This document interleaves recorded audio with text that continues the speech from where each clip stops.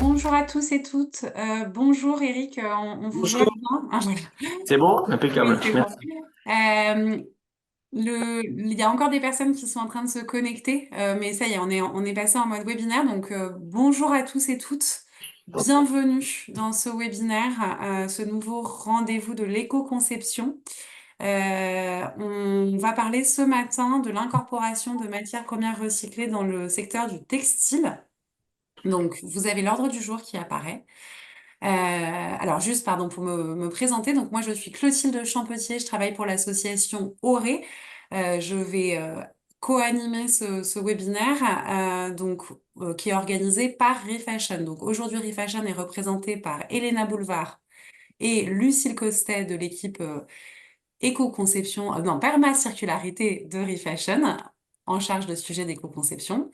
Vous avez comme intervenants Irène Jousse de Fago et Eric Gunzley de Filature du Parc. Donc, vous allez les découvrir très prochainement. Et j'en profite pour remercier Claire Ramazeille qui travaille avec moi chez Auré, qui a participé à la préparation du webinaire. En termes de déroulé, on va très rapidement vous rappeler qui est Refashion. Enfin, c'est Elena qui va se charger de ça. Ensuite, on entendra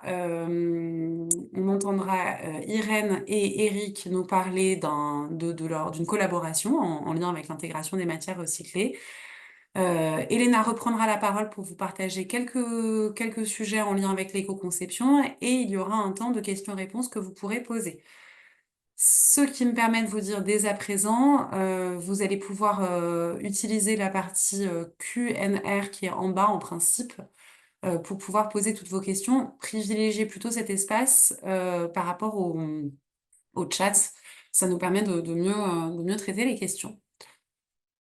C'est tout pour l'introduction. Il y a encore des personnes qui se connectent, mais pour pas perdre trop de temps, Elena, je propose que tu passes tout de suite à l'introduction de Refashion, à la présentation de Refashion. Oui, merci beaucoup Clotilde. Donc je prends la suite, ça va être assez rapide. Donc pour ceux qui ne connaissent pas encore Refashion, donc quelques petits slides de rappel. Donc Refashion, qu'est-ce que c'est? C'est un éco-organisme pour la filière des TLC, donc c'est-à-dire les textiles d'habillement, linge de maison et chaussures. Nous avons été créés en 2008 en réponse à la loi REP, qui est la responsabilité élargie du producteur. Donc c'est une entreprise qui a but non lucratif et qui est agréée par les pouvoirs publics, plus précisément par les ministères de l'écologie et de l'économie. Nous avons 30 associés et il faut savoir que le financement de la structure est 100% fait par les metteurs en marché, c'est-à-dire les marques, les distributeurs et les fabricants de la filière TLC. Et ces financements s'appellent des éco-contributions. Donc plus précisément, la mission de Refashion, qu'est-ce que c'est? Ça va être d'être en charge de la prévention et de la gestion de la fin de vie de l'ensemble des produits qui sont mis sur le marché français, concernant évidemment les textiles d'habillement, le linge de maison et les chaussures. Donc nous intervenons dans plusieurs opérations, depuis la prévention, la réparation, le réemploi, la collecte, le tri, la réutilisation et, pour boucler la boucle, le recyclage. Nous avons un écosystème qui est assez vaste et varié chez Refashion. Donc, vous allez avoir un slide un peu complexe, mais comme ça, vous allez pouvoir appréhender un peu les différents acteurs avec qui nous échangeons. Nous avons donc évidemment les marques, qu'on appelle les metteurs en marché, qui financent la structure avec les éco-contributions. Et en contrepartie, pour valoriser les efforts d'éco-conception, nous reversons des éco-modulations selon des critères très spécifiques. Nous échangeons évidemment avec les pouvoirs publics. Nous facilitons la co-construction de solutions pour les acteurs de l'écosystème, dont notamment les réparateurs, avec, si vous en avez entendu parler, le bonus réparation. Nous sensibilisons les citoyens. Nous soutenons également l'ensemble des opérateurs du réemploi, les opérateurs du tri également. Nous soutenons les collectivités locales dans leur communication aux citoyens et nous soutenons également la R&D et l'innovation avec un soutien aux porteurs de projets. Donc ça, c'est pour la présentation très rapide de Refashion. Donc, n'hésitez pas si vous avez d'autres questions à nous en reposer dans le chat, mais je te laisse la main, Clotilde, pour la suite. Merci beaucoup. Donc, pour commencer, je vais rapidement vous présenter Irène et Eric. Donc, Irène, c'est écrit sur la slide. Vous êtes directrice de collection chez Fago. Fago, c'est un metteur en marché de produits textiles d'habillement. qui fabrique principalement des produits textiles, enfin qui commercialise principalement des produits textiles à destination des hommes. Vous êtes une marque qui est labellisée B Corp, de la fair fashion, low impact. Il y a tout un tas d'anglicismes pour dire que vous êtes quand même une marque dont l'ADN est d'être engagée d'un point de vue environnemental.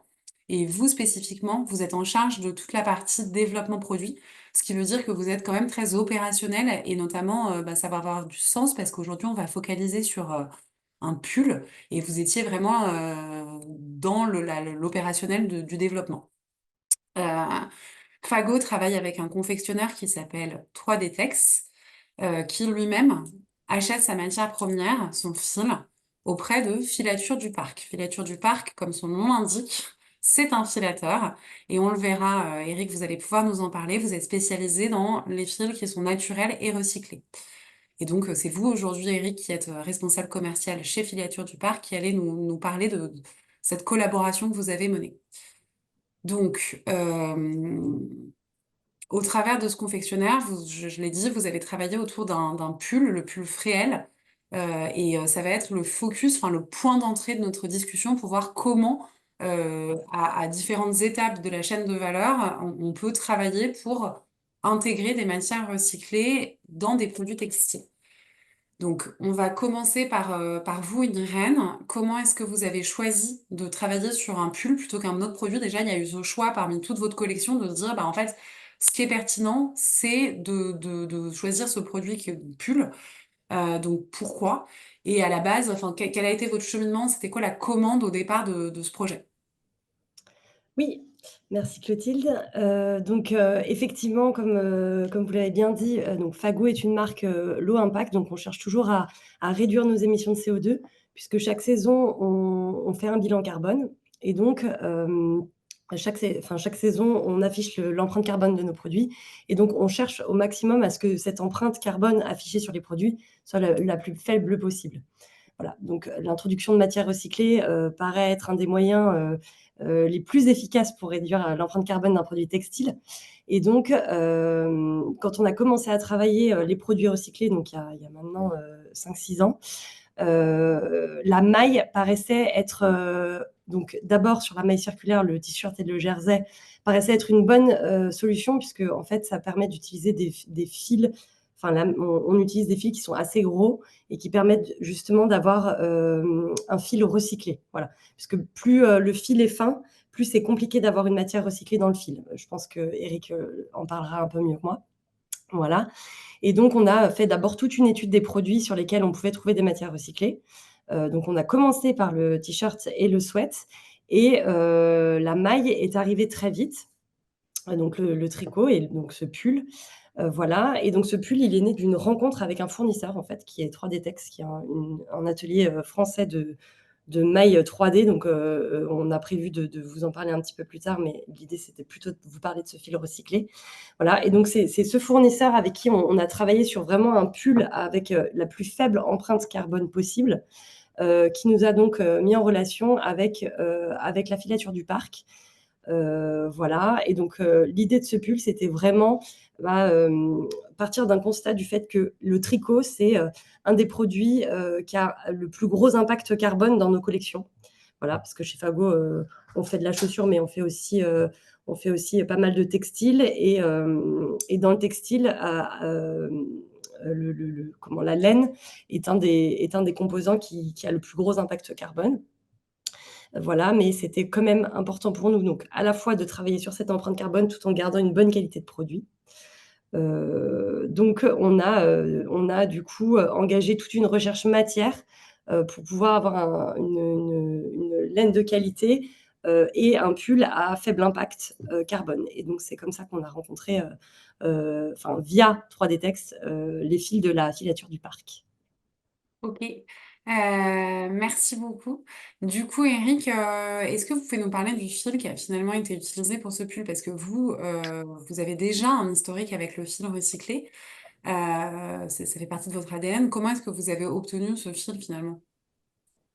Et nous, avant de parler du fil, j'aimerais faire une petite présentation de la filature rapidement peut-être pour expliquer un petit peu le contexte. Donc, on est filateur de fil cardé, donc c'est essentiellement des mélanges à base de laine. Et puis tout mélange. Pourquoi la laine? Parce que historiquement parlant, on est quand même dans le bassin mazamétain, en Occitanie, où la laine se travaillait beaucoup. Donc, c'est des mélanges, ouais, laine et puis mélange avec toute autre fibre, qu'elle soit animale, végétale ou synthétique. Voilà. Donc nos fils sont destinés, oui, essentiellement à la maille. C'est vrai qu'on fait beaucoup de fils pour la maille, mais aussi pour le chêne et trame, aussi pour le tapis, la pelote à tricoter, pour la chaussette, etc. Voilà, donc il faut savoir qu'en termes de fils recyclés, on a déposé un brevet de fabrication, nous, en 2007. Donc vous voyez, là, le dépôt de brevet a été en 2007, mais ça veut dire que la réflexion était déjà un petit peu en amont. Déjà en 2004-2005, on réfléchissait déjà à faire un fil recyclé. Aujourd'hui, les fils recyclés représentent 80% de l'activité de la filature du parc.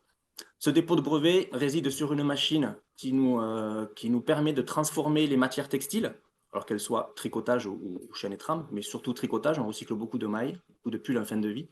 On transforme les pulls en fin de vie en fibres, et à partir de cette fibre, on refait un fil. Voilà comment a été nés les premiers fils de la collection de la filature du parc.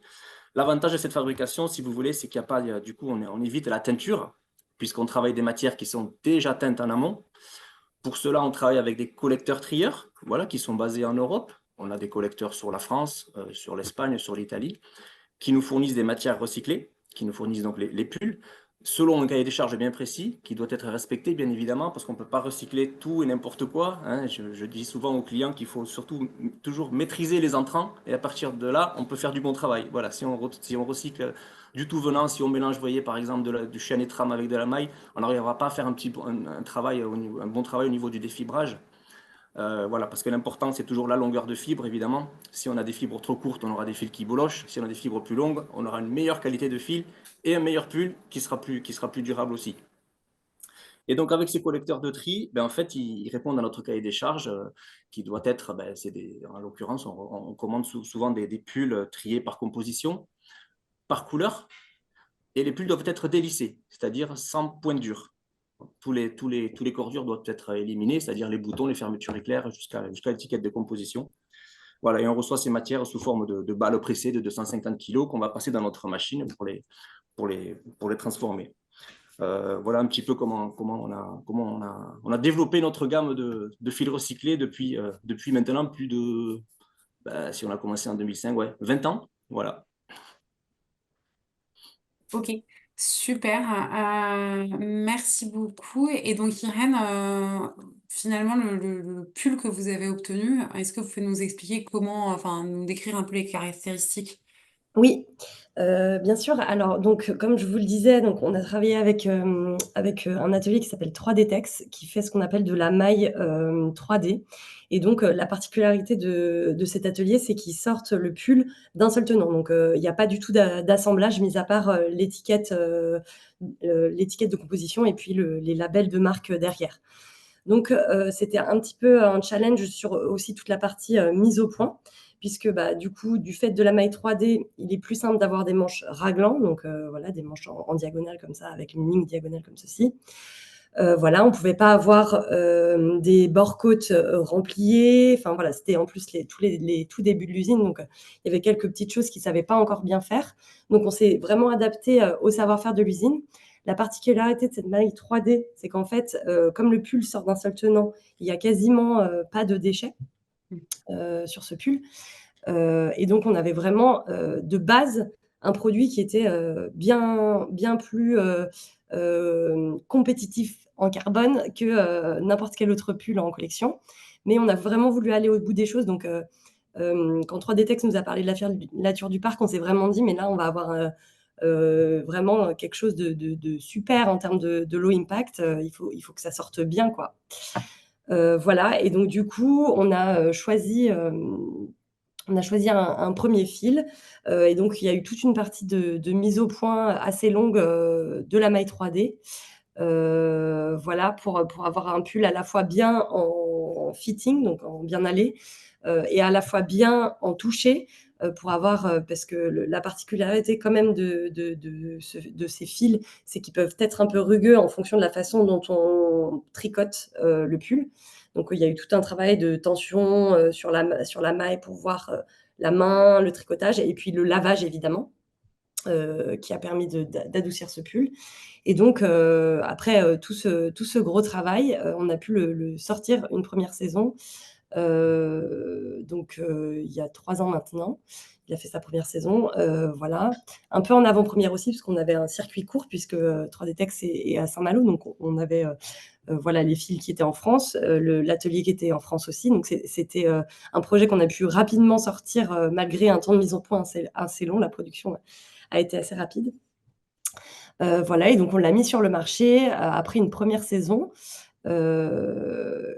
avec quelques petites difficultés dont je parlerai après, il me semble. Ouais, tout à fait. Tout à fait. Juste deux commentaires là par rapport à ce que vous venez de dire. D'abord, Oui, sur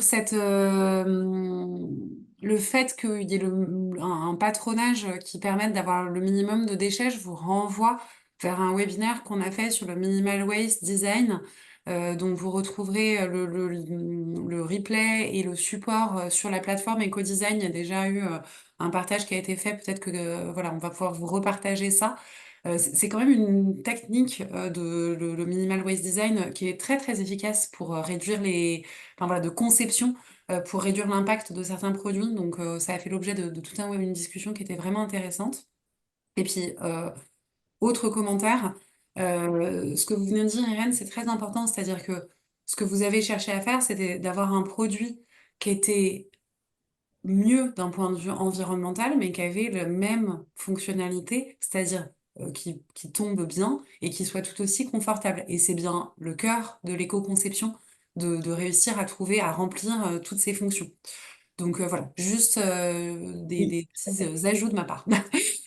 Ceci dit, on va poursuivre. Donc vous aviez cette intention, vous avez commencé à concevoir ce produit.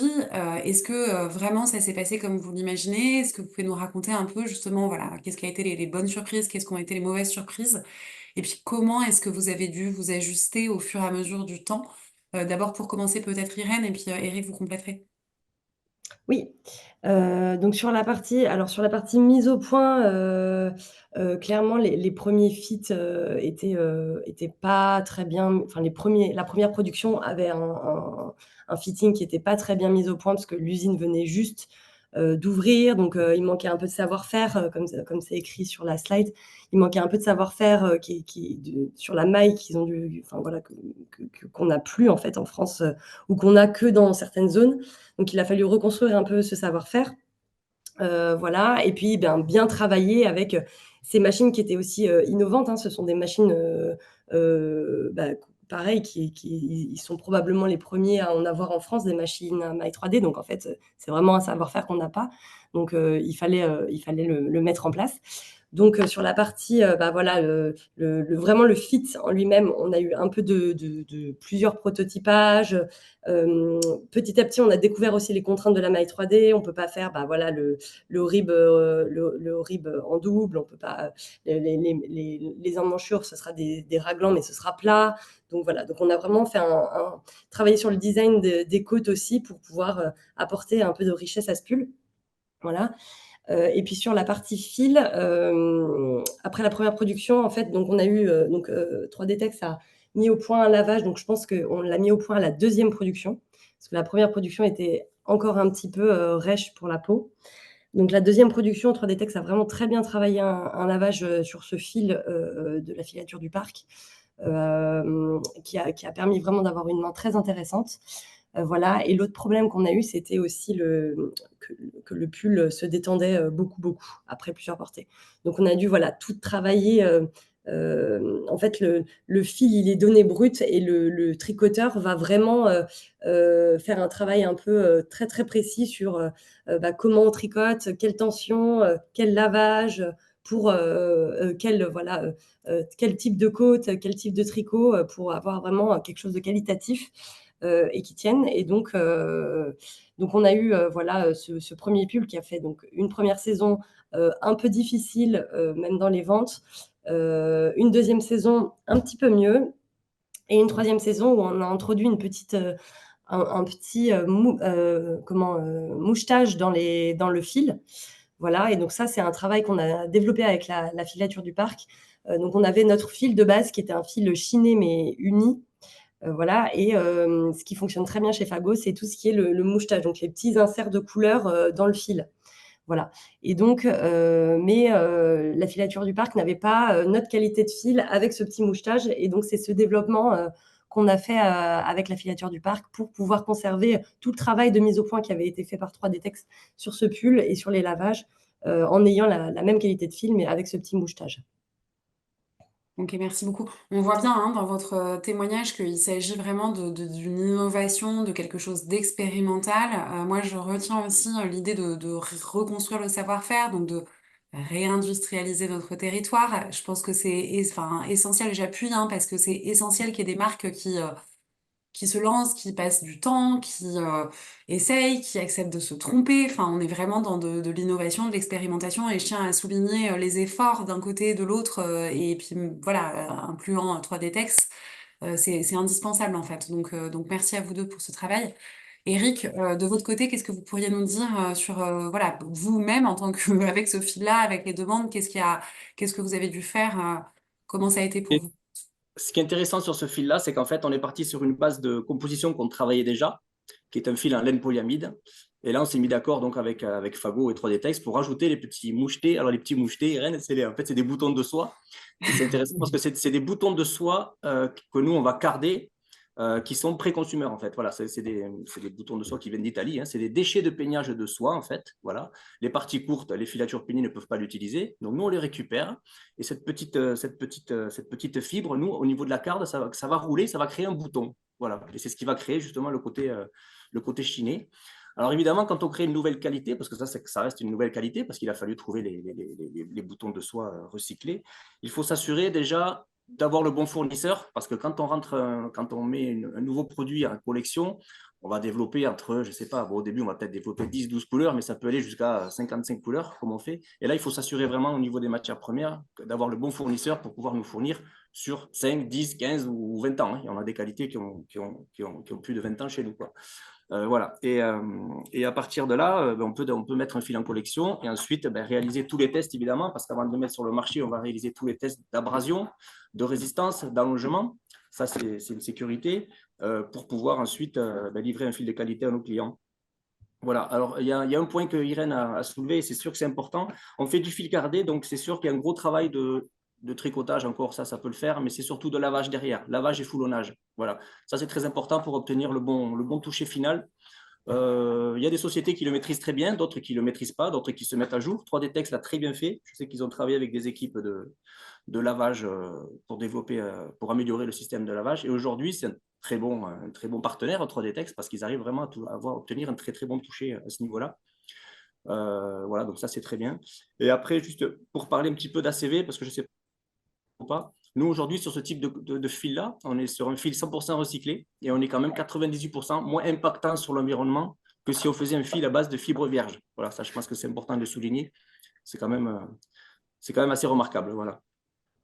Merci, c'est parfait. Vous me faites une excellente transition puisque la question que j'allais poser à Irène, c'était justement celle de l'impact environnemental. Donc, Irène, je vous laisse nous partager un peu les éléments que vous avez sur le pull Fréhel par rapport à d'autres pulls similaires. Oui, donc comme vous pouvez le voir sur cette slide, donc chez Fago, on a vraiment la petite empreinte carbone qui apparaît en première page, en première photo sur nos produits. Et donc là, on a fait une petite comparaison entre ce pull Fréhel qui est quand même un pull en côte avec une jauge un peu plus épaisse que le pull Marley à côté qui est un pull plutôt en jersey, donc un peu plus moins travaillé en maille.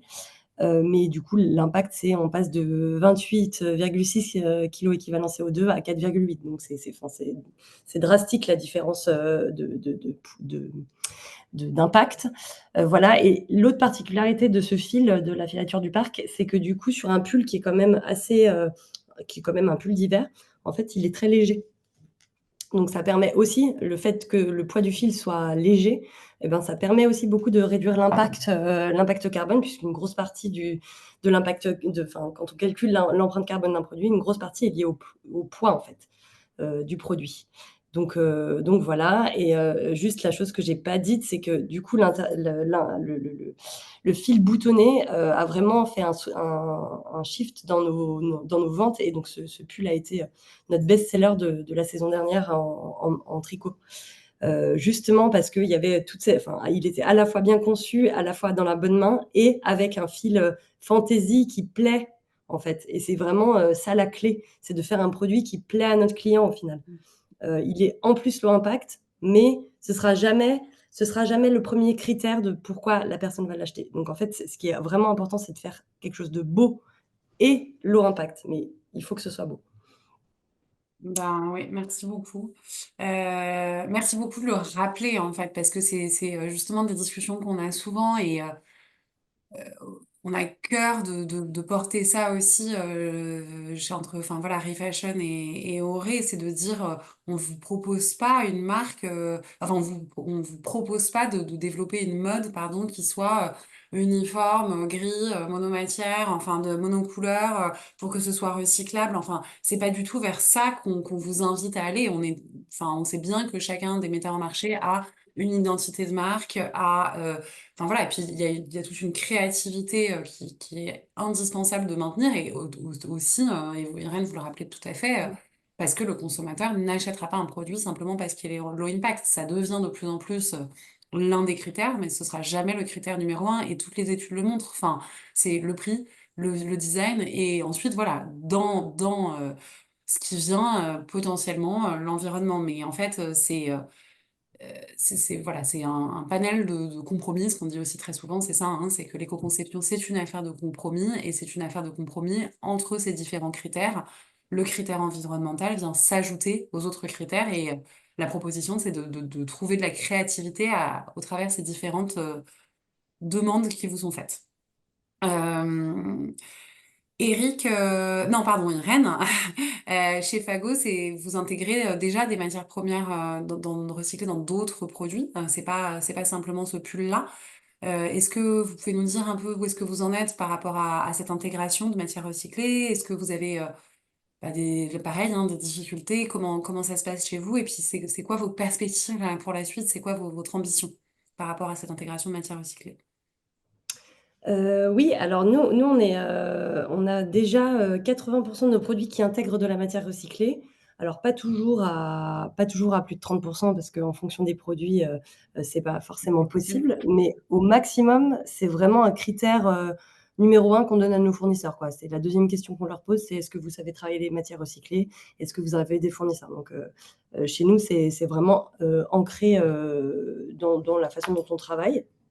Donc on travaille à peu près toutes les familles de produits. Celle sur laquelle on a le plus de mal, c'est tout ce qui est en fait chaîne et trame. Donc chaîne et trame, mais dans des poids très légers. Donc par exemple, tout ce qui est la chemise, les Oxford et tout ça, c'est des matières qu'on a vraiment du mal à faire en recyclé, pour la raison que j'expliquais tout à l'heure, c'est que le fil est très, très fin, et donc difficilement travaillable en matière recyclée, puisqu'il faut une fibre longue, hein, plus le fil est fin, plus la fibre doit être longue. Donc c'est encore la famille de produits sur laquelle on a le plus de difficultés, et sur laquelle on a pu avoir des soucis qualité par le passé, sur des matières recyclées. Voilà, mais on continue, et du coup, c'est la famille de produits sur laquelle on insiste le plus. Voilà. Sur la chaussure, on travaille aussi les matières recyclées. On fait beaucoup du coup de polyester recyclé, hein, chez Fago, sur tout ce qui est matière, donc ce qu'on appelle les mèches sur la chaussure, tout ce qui est matière. En fait, il n'y a pas de polyester autre que recyclé chez nous. Voilà. Donc on est, pour nous, c'est en fait, le 80%, il est non négociable, quoi. Donc à partir du moment où on sait que ça existe sur le marché, on va forcément demander la matière recyclée. Après, effectivement, par exemple, sur notre gamme de tricot, on est un peu revenu en arrière sur certains produits, puisqu'on a eu pas mal de soucis qualité sur des qualités de laine recyclée qui convenaient pas vraiment à notre gamme, à nos critères aussi de durabilité, en fait. Donc on fait quand même très souvent ce choix entre, voilà la matière recyclée, mais ça c'est les résultats, et ça c'est la durabilité versus un pull que je vais probablement garder toute ma vie en laine, bon, bah, voilà, il faut choisir. Et donc, comme il y a quand même 3 critères, c'est durabilité, que ça plaise aux clients, et que ce soit le plus éco-responsable possible, bah, en fait, s'il y a un des 3 critères qui va pas, on va faire des arbitrages, quoi. Voilà. Donc, effectivement, l'intérêt voilà, de travailler tout ça, c'est qu'on a pu, tester pas mal de choses et on sait un peu, les familles sur lesquelles on arrive à avoir du recyclé et les autres sur lesquelles il faut qu'on s'améliore. Et le tricot, on est un peu revenu en arrière et on continue, on lâche pas l'affaire, hein. On continue à se dire, on peut trouver, enfin voilà, on sait que la filature du parc a des très bons fils. Simplement, il n'y a pas toutes les couleurs, il n'y a pas toutes les qualités, etc. Donc, en fait, c'est pour ça qu'on va avoir aussi d'autres fournisseurs. Mais on continue. Merci beaucoup. Ce que je trouve intéressant dans votre partage, c'est que, enfin, dans votre réponse en tout cas, c'est que on voit bien une chose qu'on dit aussi souvent dans nos différents ateliers, espaces qu'on anime, c'est la notion de stratégie d'éco-conception. Comme toute bonne stratégie, il faut choisir certains axes et qui sont en fait votre boussole et il en existe des tas d'axes d'éco-conception. Et notamment, ce que vous dites sur la durabilité, c'est indispensable, c'est-à-dire de dire en fait l'intégration de matières recyclées. Et on voit que parfois, les axes peuvent rentrer en contradiction, et donc il y a des arbitrages. Et donc là, vous êtes vraiment dans l'illustration exacte de ce qu'on prône. Donc d'abord, enfin, et j'insiste là-dessus, la durabilité comme critère number one, c'est une bonne idée. Parce que, comme vous le dites, si c'est enfin voilà, si c'est un fil qui est super, qui n'a pas du tout d'impact, mais qui en fait vous bouloche, enfin, donc qui n'est pas porté, donc va faire que le consommateur ou la consommatrice va potentiellement racheter un produit qui peut-être sera de la fast fashion, parce qu'en fait, enfin voilà, on peut avoir des effets pervers qui sont terribles, et la durabilité, c'est quand même super important.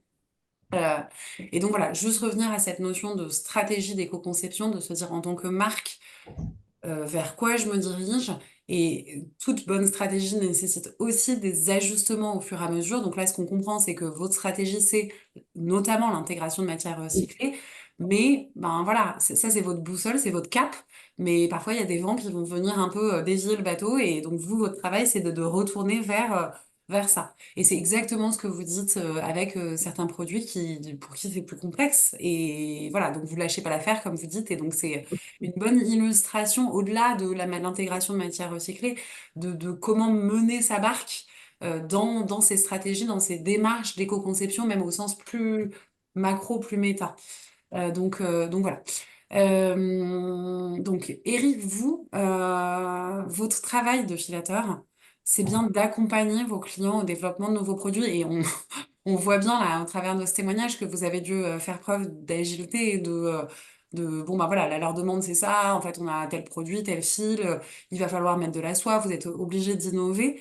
Est-ce que vous pouvez nous expliquer comment est-ce que vous fonctionnez habituellement pour faire ça, pour répondre aux demandes de vos clients? Et puis ensuite, bah, pour la suite, c'est quoi, vous, vos perspectives? En fait, on essaye de rester en contact permanent avec les clients. Moi, en tant que responsable commercial, si vous voulez, j'ai deux démarches. En fait, j'ai la démarche d'aller rencontrer les tricoteurs et les tisseurs qui déjà me donnent des tendances sur certains fils à étudier qu'on pourrait potentiellement mettre en collection. Et je vais aussi voir les marques où je rencontre des stylistes qui me disent, ben voilà, Eric, on aimerait avoir un fil boutonné ou pas, ou un fil flammé ou autre. Voilà. Donc, on essaie de s'adapter toujours à la demande, c'est sûr. Après, c'est vrai que monter une gamme de collection, ben, c'est un investissement. Et puis, un challenge aussi en même temps, je dirais, parce qu'on ne sait pas toujours si ça va fonctionner. Alors là, on a fait confiance à 3D Tex, on a fait confiance à Fago pour se développer ce fil boutonné. Il se trouve qu'il plaît énormément. Donc aujourd'hui, on doit avoir, je ne sais pas, entre 15 ou 16 couleurs dans la gamme. Et on ne va pas s'arrêter là. Je pense qu'on va développer encore la gamme. On a certaines gammes, comme je vous l'ai dit, où on a 55 couleurs. Donc, on aimerait arriver à un peu plus de couleurs pour satisfaire les clients, bien sûr, et travailler un petit peu sur les coloris tendances. Voilà, mais c'est vrai que à chaque fois, c'est un investissement et un vrai challenge. Ensuite, on ne s'arrête pas là non plus, hein. On fait beaucoup de R&D ici à la filature du parc. On a déjà répondu justement à 3 appels à projets avec EcoTLC. Enfin, avant, Refashion s'appelait EcoTLC, voilà, sur le recyclage de pas mal de choses, sur lesquelles on a abouti d'ailleurs. Ensuite, on fait de la R&D aussi sur des matières comme le PLA. Voilà, c'est des matières toujours un petit peu biosourcées ou autres. Aussi des polyesters non feu. Vous voyez, ce qui est intéressant en fait dans le recyclage, c'est qu'on privilégie toujours les matières un petit peu à valeur ajoutée. Vous voyez, il est plus c'est plus plaisant de recycler des matières, je ne sais pas, nobles, parce qu'on va là aussi, hein, de la soie, du cachemire ou autre, ou des polyesters non-feu qui ont justement cette particularité de non-feu. Parce qu'après, en recyclage, normalement, intrinsèquement, ces matières-là gardent la fonctionnalité de non-feu. Donc là, c'est intéressant. C'est toujours plus intéressant de travailler ces matières que de recycler du coton, par exemple, bon, voilà, qui est moins valorisant, quoi. Voilà. Ok, bah merci beaucoup à tous les deux. On va prendre, j'ai vu qu'il y avait pas mal de questions dans le chat. Moi, j'ai fini avec les miennes, on va dire. Refashion, pardon. Elena, je crois que tu avais quelques infos à faire passer avant qu'on passe aux questions-réponses. Tout à fait. Merci Clotilde pour la transition. Donc oui, juste avant de passer aux questions-réponses, parce que j'espère que vous en avez quand même quelques-unes pour nos intervenants, comment Refashion peut vous accompagner plus spécifiquement sur ce sujet d'incorporation de matières recyclées dans le textile? Donc, nous avons 3 points assez rapides à aborder. D'abord, donc, comme j'ai pu vous l'informer en introduction rapidement, Refashion finance les produits vertueux à travers des écomodulations. Donc, les écomodulations, en fait, c'est une aide financière pour encourager l'éco-conception dans les produits à travers 3 critères qui ont été définis en 2023: la durabilité, les labels environnementaux et l'incorporation de matières recyclées. Donc, si c'est des sujets qui vous intéressent, vous avez ici un QR code que vous pouvez flasher. Et également, on va vous remettre dans le chat le lien si vous souhaitez aller sur la page qui explique un peu les conditions pour avoir accès à ces écomodulations. Et comme vous pouvez le voir, dans ces 3 critères, il y en a un qui est lié à l'incorporation de matières recyclées. Donc, si ça fait partie d'une stratégie d'éco-conception que vous souhaitez développer ou que vous avez déjà mis en place et que vous souhaitez approfondir, n'hésitez pas vraiment à vous renseigner sur ce critère pour pouvoir valoriser vos efforts avec une éco-modulation. Donc ça, vous en saurez plus sur le lien qui est affiché avec le scan. Ensuite, en deuxième élément, donc, chez Refashion, on met en place des expérimentations qui ont lieu dans l'année. Donc, les expérimentations, comme son nom l'indique, c'est un accompagnement de Refashion pour bien expérimenter sur des problématiques de la filière qui sont importantes et qui sont nécessaires pour faire avancer la filière. Donc, en l'occurrence, nous allons lancer un appel à manifestation pour l'incorporation de matières recyclées. Donc, pour toutes les marques qui sont intéressées par ce sujet, n'hésitez pas à suivre le webinaire qui aura lieu mercredi 23 octobre à 9h30.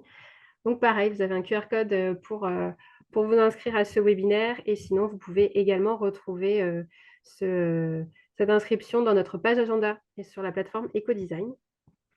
Et enfin, troisième élément, pardon, c'est passé trop vite. Vous pouvez retrouver Eric à Marseille à la Refashion Academy le 25 octobre. Donc en fait, la Refashion Academy, c'est un campus itinérant, c'est tout nouveau de cette année. Donc c'est sur 3 villes du sud de la France, Montpellier, Nice et Marseille, où on va avoir un emplacement éphémère pour vous parler de réparation, de durabilité, de recyclage des TLC. Et pour ceux qui ont la chance d'être à Marseille le vendredi 25 octobre, Eric sera présent physiquement pour participer à une table ronde. Et donc, vous pourrez échanger en direct avec lui. Donc ça, c'est pour nos 3 événements à venir. Et avant de lancer le questionnaire de satisfaction, on va peut-être passer aux questions-réponses. Si ça Tout à te fait. plaît. Alors, donc, juste petite précision. Donc, merci pour vos questions et réponses. Je vous invite vraiment à les mettre dans le Q&R. Ce sera plus facile pour les traiter. J'ai vu qu'il y avait des questions qui étaient passées dans le chat.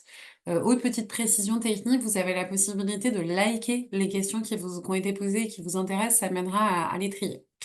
Donc, pour commencer, Eric, il y a des questions sur la localisation. Donc, déjà, où est-ce qu'est située la filature du parc? Est-ce que c'est possible de visiter cet endroit? Je combine la question avec une autre. Enfin voilà, où est effectué le tri et le retrait des points durs? Donc, question localisation là, sur toutes ces actions. Alors nous, la filature, donc, elle est en Occitanie, on est dans le Tarn, hein, à côté de Castres, à Brassac, dans un petit village. En ce qui concerne le délissage, ce n'est pas nous qui le faisons, c'est nos opérateurs de tri, hein. Nous, on n'est pas structurés, on n'a pas le personnel pour faire le délissage, hein, démanteler les vêtements. Les vêtements nous arrivent directement triés par compo, par couleur et délissés. En fait, la matière, on nous prépare la matière pour être travaillée directement sur les machines. Voilà. Ok, et c'est possible de visiter la filature du parc? Et alors, Oui et non, oui et non. Alors, ça dépend. On est beaucoup sollicité par les écoles, mais bon, c'est vrai que bon, on n'est pas structuré pour ça. On n'est pas une grosse unité. On est 30 dans la filature du parc. On est 4 ou 5 au bureau. Mais c'est vrai qu'on fait visiter évidemment à nos clients, que ce soit fabricants ou les marques, évidemment. Il n'y a pas de souci. On reçoit tout le monde avec plaisir. Mais c'est vrai que pour les écoles ou autres, c'est toujours un petit peu compliqué. Déjà pour des raisons de sécurité, parce qu'il y a c'est quand même des grosses machines. C'est de l'industrie lourde, la filature.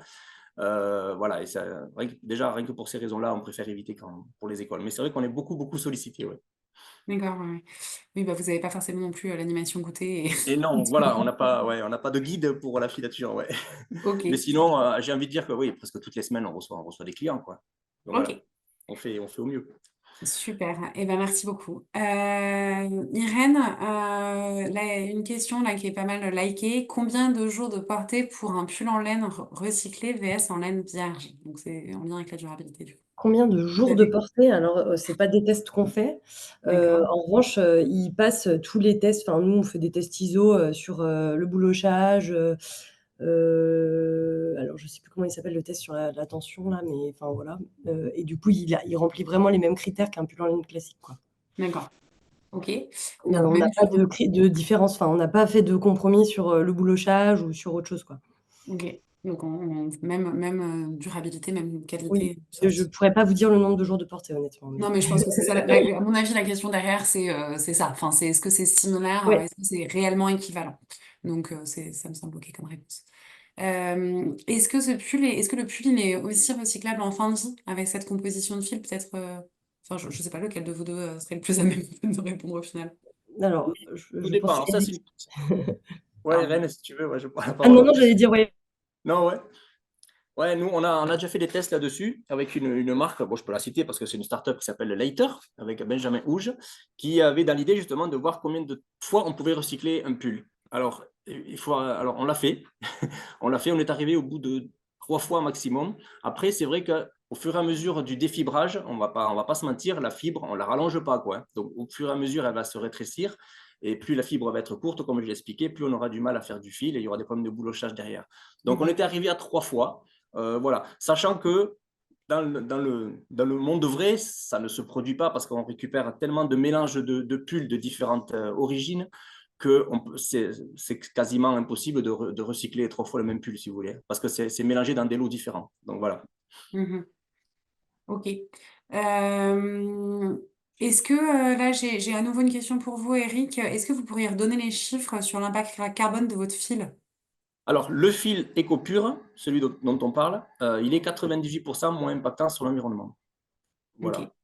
Par Euh, rapport à un fil vierge. Hein. Voilà. ok. Ok. Donc, c'est le double. Pourquoi? Parce qu'il y a une économie d'eau, une économie d'énergie, évidemment. Voilà. Super, merci beaucoup. Et on évite de surproduire aussi, puisque c'est des matières déjà existantes, si vous voulez. Voilà. Mhm, mhm. Alors, il y avait aussi une question, pardon, Voilà, c'est ça. Donc, d'un point de vue CO2, on a dit que le pull Fréhel, il était meilleur. En termes enfin, pour les autres indicateurs d'ACV, Irène, est-ce que vous avez des éléments? On n'a pas fait un ACV sur ce pull, on a calculé uniquement l'empreinte carbone, honnêtement. Voilà, mais comme l'a dit Eric, en fait, le fil, il réutilise du post-consumer, donc en fait, on vient pas ni altérer les sols, on vient pas utiliser beaucoup d'eau, et sur l'énergie, le mix énergétique de la France est un des plus bas, donc en fait, on est plutôt sur un fil en France et un pull fait en France, donc en fait, on cumule plutôt plein de bons points. Voilà. Ok. Euh, je regarde juste s'il y a d'autres questions, pardon. Impact. Bon, pardon. Alors, juste, je passe à une autre question du coup.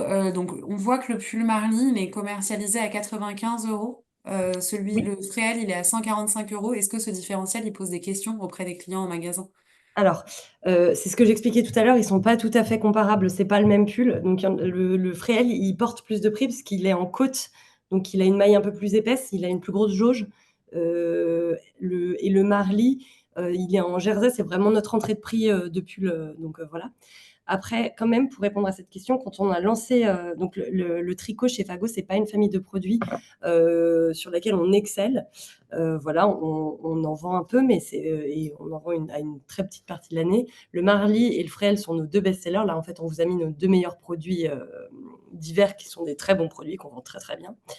Voilà, mais donc effectivement, quand on a lancé le Fréhel, à cette époque, on avait une gamme de prix de pulls assez bas et donc la première saison, on pense qu'elle a été aussi difficile à cause du prix de 135 €, qui est pourtant pas très cher pour un pull, hein, mais qui était un peu plus cher que le reste de notre offre, voilà.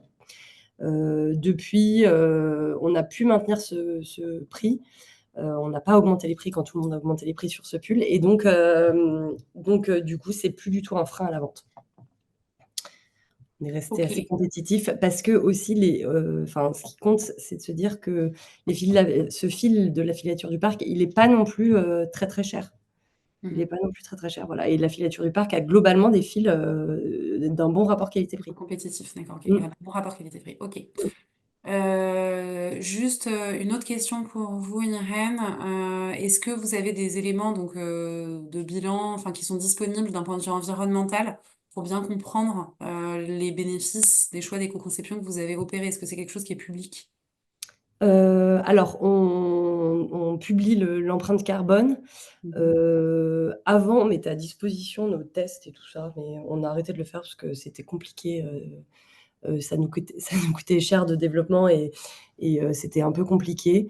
Donc on le fait plus. En revanche, on est nous très transparents avec tous nos vendeurs, enfin voilà et avec les gens qui posent des questions. Il y a pas de sujet sur, 100 enfin, peu importe où on produit et comment on produit, on est assez transparent sur, la façon dont on le fait. Enfin voilà, je vous ai donné le nom de mes fournisseurs, ça me pose pas de problème. Voilà, mais donner accès à beaucoup d'informations, c'est, beaucoup de travail. Ah ouais, Donc c'est on le essaie travail de de voilà, ouf. on essaie de se donner des trajectoires. Donc nous, on a choisi vraiment, les émissions carbone. Donc on est, voilà, ça nous prend déjà beaucoup, beaucoup de temps, hein. On fait une calculette carbone, par collection. Donc c'est beaucoup, beaucoup de travail.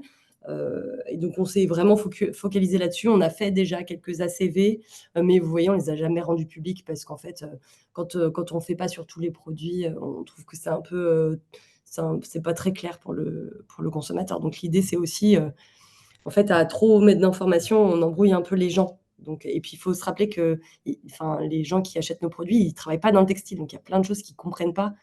Oui, Voilà. Voilà. oui, tout à fait. D'où la nécessité d'un affichage environnemental, mais je vais pas ouvrir le débat maintenant.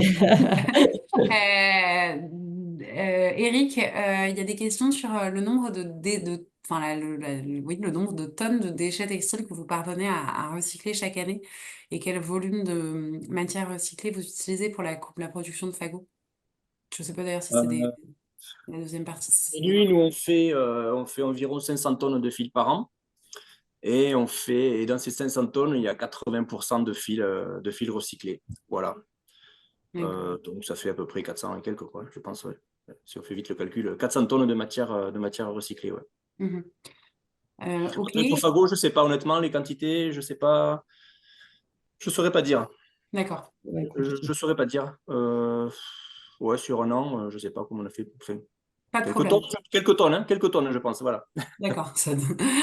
Vous avez encore la capacité, c'est ce qu'on Oui, entend. oui, oui, il y a de la capacité. On peut encore remonter une équipe de nuit, on peut encore aller produire. S'il fallait, il n'y a pas de souci. On est prêt. Vous faites pas les sorties d'école, animation goûter, anniversaire, mais en revanche, vous pouvez encore recevoir des Ouais, méthodes c'est ça. d'entrée. C'est Ok. ça. Comment est-ce que vous gérez l'uniformité, couleur, aspect, résistance avec des fibres recyclées issues de produits en fin de vie qui Ça, varient? c'est tout le travail de la filature cardée, hein.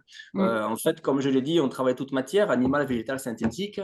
Et si vous voulez, le cardé, du coup, c'est propice un petit peu au recyclage. Un fil peigné, on ne pourrait pas le faire parce que justement, en fil peigné, toutes les fibres doivent être parallèles et régulières.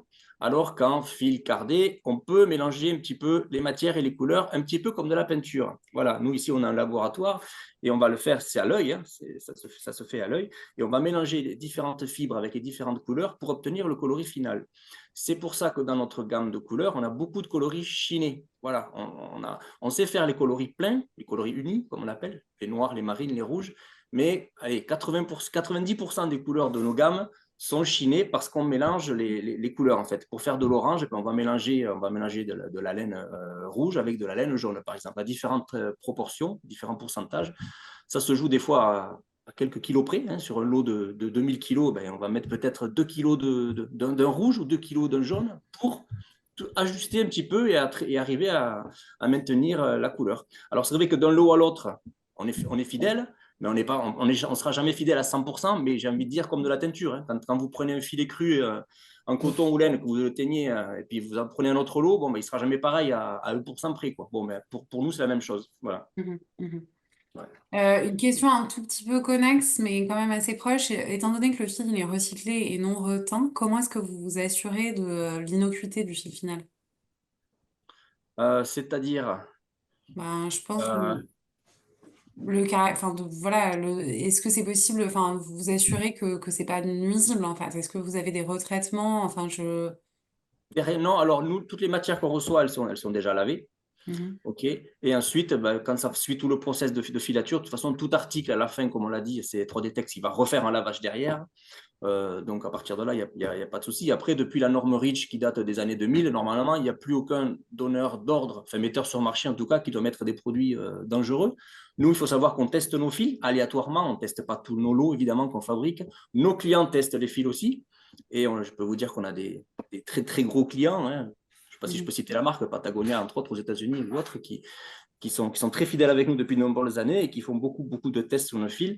Et plus les années passent, là maintenant ça va faire plus de 20 ans, plus ben, en fait on ne trouve plus du tout de résidus de substances chimiques ou autres dangereuses en tout cas. Voilà. Mhm. Parce que tout le monde s'est mis un petit peu aux normes à mettre des articles, des vêtements textiles sur le marché en bonne et due forme, on va dire. Voilà. Ok, merci. Pourquoi est-ce que finalement vous avez choisi un fil en mélange laine et polyamide d'un point de vue prix, disponibilité de la ressource, résistance? Donc là, pareil, je sais pas, peut-être c'est pour vous plutôt, Irène? Oui, je pense que c'est le Marly. C'était alors l'aspect de la maille qui était, enfin c'était pour à la fois le toucher, ensuite la durabilité, et puis la chaleur. Hein, et pourquoi on a mis du polyamide dedans? C'est pour le lavage, enfin l'entretien, voilà. Donc ça nous tient à cœur que tous nos pulls soient lavables en machine parce que l'homme ne lave pas ses pulls à la main. Voilà. Donc on fait attention à ce que tous les pulls soient lavables à la machine et donc du coup, on met un peu de polyamide parce que ça permet justement, l'entretien et donc il va le garder plus longtemps, en fait. Donc c'est moins bon pour la recyclabilité, mais par ailleurs, c'est pour la durabilité, c'est mieux, quoi. Et toujours ce principe de réalisme. Ouais. Ok. J'essaie juste. Donc, vous êtes encore en train d'envoyer des questions. Je vous inviterai plutôt à liker les questions parce que je vais pas pouvoir en prendre encore beaucoup. Euh, Est-ce que donc oui voilà je vois qu'il y a le questionnaire j'en profite peut-être comme ça on aura le temps de reprendre quelques questions. Je vous partage le questionnaire de satisfaction du webinaire que vous pouvez scanner via le QR code et qui va être également dans le chat. Ça prend littéralement 2 minutes d'y répondre. Mais pour nous, c'est précieux parce que ça nous invite à savoir ce que vous avez pensé du webinaire, ce que vous avez aimé, voilà, toutes les infos. Donc, n'hésitez pas vraiment à prendre la 2 minutes pour y répondre. Et puis moi, je vais continuer à prendre quelques questions. Euh, donc, il y a quelques questions, juste, je commente. Il y a pas mal de questions sur la méthodologie de l'empreinte carbone, quel logiciel vous utilisez. Alors, peut-être juste celui-ci, Irène, est-ce que vous pouvez partager le logiciel que vous utilisez pour l'empreinte Oui. carbone des produits? Alors on travaille pas avec enfin, le logiciel bien connu, de tous, Excel. Heu, non, je plaisante. Enfin oui, donc c'est un énorme Excel en fait qu'on remplit et qu'on envoie. On travaille avec la Belle Empreinte, donc D'accord. qui a développé un outil pour le calcul d'une empreinte carbone, en gros. Ok. Donc c'est nous qui remplissons toutes les données produits, on va assez loin, hein, on remplit les données, rang 1, rang 2 et donc à la fois de lieu de production et à la fois de poids des matières et cetera. Vraiment tous les accessoires et tout. Et ensuite on l'envoie à la Belle Empreinte qui le charge dans leur outil et voilà. Ok. Juste, ce que je voulais indiquer par rapport à ce sujet, c'est que c'est un sujet à part entière, hein, et qu'on y a déjà dédié plusieurs webinaires. Donc, pareil, vous pouvez retrouver l'ACV, enfin, voilà, tout ce qui va être de l'ordre de l'ACV. Il y a des témoignages, il y a au moins 2 webinaires qui ont été faits, et donc que vous pourrez retrouver sur la plateforme EcoDesign également. Euh, est-ce que vous avez des projets de mono-matériel pour les fils, pour d'autres pulls? L'apport nylon est souvent non négociable pour la bonne tenue du vêtement. Est-ce que vous voyez d'autres solutions que l'ajout de nylon? Bah, Par rapport à pour du tricot? je suppose. Parce que en vrai, pour du t-shirt, nous, on a des t-shirts en coton recyclé, sans polyester dedans. Mhm. Pour du tricot, pour le moment, enfin si, enfin, après, c'est des matières qui coûtent beaucoup plus cher, quoi. Mhm. C'est des laines cachemire, voilà. C'est juste que dans une gamme de prix, et avec, une volonté de garder un fil lavable, enfin un pull lavable, pour le moment, on n'a pas trop, d'autres suggestions, quoi. D'accord. Ou beaucoup cher. Oui, oui, bah, enfin, on revient La du de la coup. mérinos, par exemple, c'est lavable et c'est du 100 et on peut le faire en 100 et voilà, ça marche. Mais Mhm. c'est beaucoup plus cher. Ouais, ouais. Alors, il y a quelqu'un qui voudrait savoir où est-ce qu'on peut trouver vos fils à Paris, enfin en termes de région parisienne. Est-ce qu'il y a des possibilités, Eric? Alors, les fils, non, les fils, ils sont exportés depuis chez nous. Hein, on n'a pas de Oui. stock de distribution sur Paris ou partout en France. Par contre, ouais, vous pouvez retrouver les fils sous forme d'articles de pull, quoi. Voilà. Donc, à Paris, Mhm. oui, on a des clients, bien sûr. Ouais. Mais D'accord. voilà, je ne sais pas si je peux citer les marques avec qui on travaille sur Paris, mais Euh, voilà, on est des industriels, quoi. On vend au carton minimum, au carton de 30 kilos de fil à la couleur. Voilà. mhm, mhm. Voilà. Question plus technique, et quel est le titrage le plus fin que vous proposez avec de la laine recyclée? Et est-ce que vous avez un micronerf fin? Oui, alors nous, ici, on va plafonner. Le fil le plus fin qu'on pourra faire, c'est du 14 millimètres. Mhm, Voilà, donc c'est le fil qu'on travaille avec Fago, qu'on peut retordre en 2,14. Voilà, tout dépend sur quelle jauge ça sera mhm. travaillé. Euh, voilà, ouais, 14 millimètres, ouais, au plus fin. Ok, Donc ça peut se tricoter pour de la chaussette ou pour du pull ou pour du bonnet, en fait. Voilà. d'accord.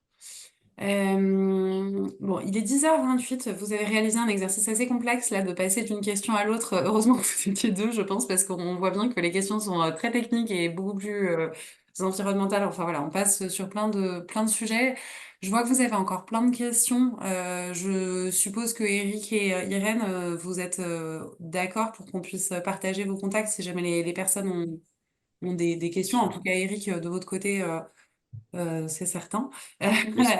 Oui, Merci à vous deux pour vos témoignages. Merci à vous qui nous avez suivis et désolé de ne pas avoir pu prendre toutes vos questions-réponses, mais il y avait tout simplement trop de questions.